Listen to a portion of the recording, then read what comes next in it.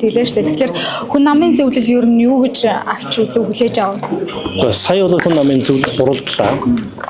Тэгээд нэр дэвшигчтэй танилцаад асуулт хариулж гişүүд үг гэсэн. Тэгэхээр яг байр суурь бол нэг тэгэхээр болоогүй байна. Тэгэхээр дараагийн энэ одоо шинээр томилогдох байгаа ерөнхий сайдаас ер нь хүлээлт нь юу байгаа юм бэ? Танай намын зөвлөлөө. За энэ бол ерөнхий сайд хэн байхаас үл хамааран, нэр дэвшиж хэн байхаас үл хамааран Монгол улсын эрх ашиг нэгдэх ёстой.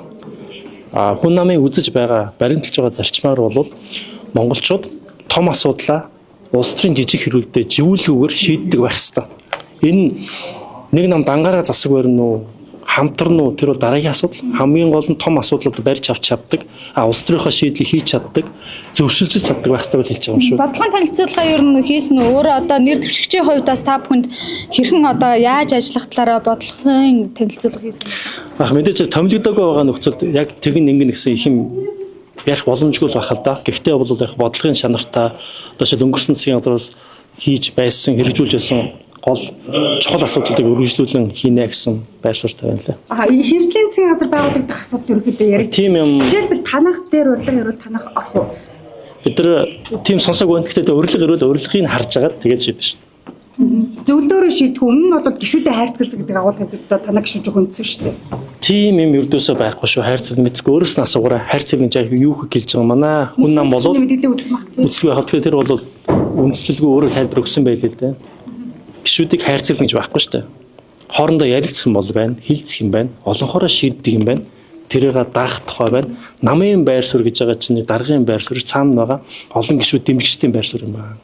Гишүүдтэй ер нь дарамт үзүүлдэг гэдэг агуулгыг ярьж байсан. Жишээлбэл та ч бас нөгөө ширээ зохиол босч ирсэн ч гэдэг юм уу ийм агуулгаар. За ширээ зохиол гэдэг нэг зүйл юм байна шүү дээ. Тийм юм байхгүй. Ямар ч байсан тийм эмзэглээд харин байхгүй. Улс төрийн нам болвол дүрмтэй та хүн мэдж байгаа. Хуулийн дагуу ажилладаг, өөрийн гэсэн зарчимтай, үнэт зүйлтэй, бодлоготой, бодлого гэж байгаа нь хэрэгжүүлж байгаа ажил гэж байгаа нь тэр гишүүдийн бодлого байхгүй. Гишүүдийн өмнөөс хариуцлага үргээд гишүүн болсон. Иргэд сонгогчдын итгэлийг дагаад гишүүн болсон.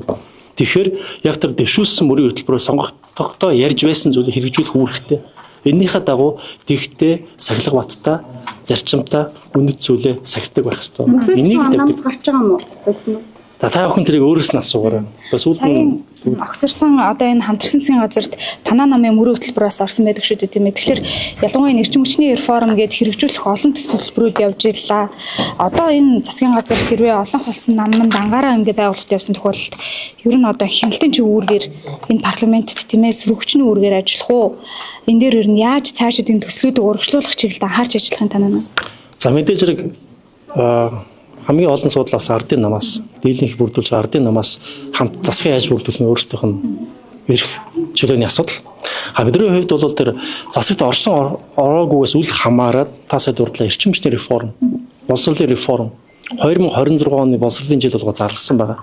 Энд чинь зүгээр нь зарлаад уриалж байгаа явдал биш, цаана нь төсөв байгаа, цаана хийхэр төлөвлөсөн ажил хөрөнгө оруулалт байгаа. Жишээл олон сургуулийг цэцэрлэгийг барих, нэг ангид сууж байгаа хүүхдийн тоог эрс багасгах энэ бол боловсролын бодлого. Эрчим хүчний реформ байна. Өнөөдөр осол аваар гараад эрчим хүчний салбар үнэхээр илгээрээ хэвдсэн байна. Энэ дээр нүд хуурсан биш, түрхэн зургийн гал унтраас арга хэмжээ биш, суурьаар нь реформ эрчим хүчний салбарын харахгүй мөн тэр зам өнөөдөр бүр онцгой мөн болсон байна.